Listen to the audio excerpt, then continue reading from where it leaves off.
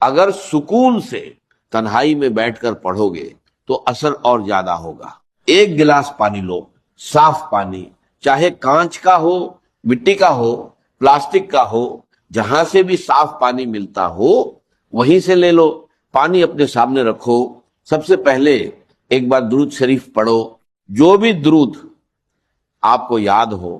اگر درود ابراہیمی آتا ہے تو وہ پڑھ لو، اگر نہیں آتا تو صلی اللہ علیہ وآلہ وسلم پڑھ لو، یا کم سے کم صلی اللہ علی محمد پڑھ لو۔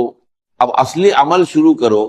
پہلا وظیفہ یا ربنا یا اللہ 3 بار پڑھنا ہے۔ پہلی بار یا ربنا یا اللہ، دوسری بار یا ربنا یا اللہ، تیسری بار یا ربنا یا اللہ۔ اب وہیں بیٹھے دوسرا وظیفہ پڑھنا ہے، یہ بھی 3 بار، لیکن اس بار ایک خاص جملے کے ساتھ، یا ربی المدد، پہلی بار یا ربی المدد، دوسری بار یا ربی المدد، تیسری بار یا ربی المدد۔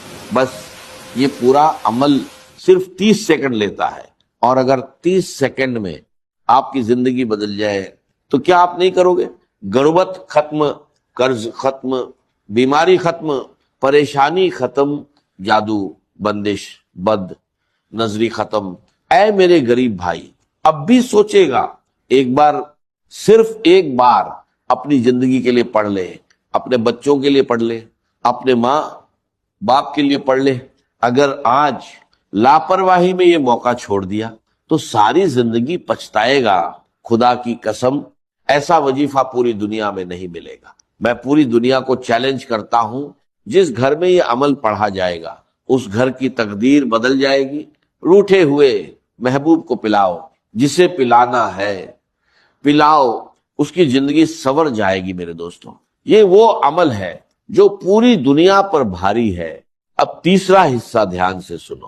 میں نے آپ سے وعدہ کیا تھا کہ اس عمل میں ایک ایسا خزانہ ہے۔ آپ نے پہلے یا ربنا یا اللہ 3 بار پڑھا، پھر یا ربی المدد 3 بار پڑھا، اب تیسرے نمبر پر وہ لفظ، وہ خزانہ، اگر انسان خود یہی پڑھ لے تو یقین کرو یہ بد نظری کو ختم کر دیتا ہے۔ یہ جادو، بندش سب کو جڑ سے ختم کر دیتا ہے۔ جس بد نظری، جس جادو، جس بندش نے آپ کی زندگی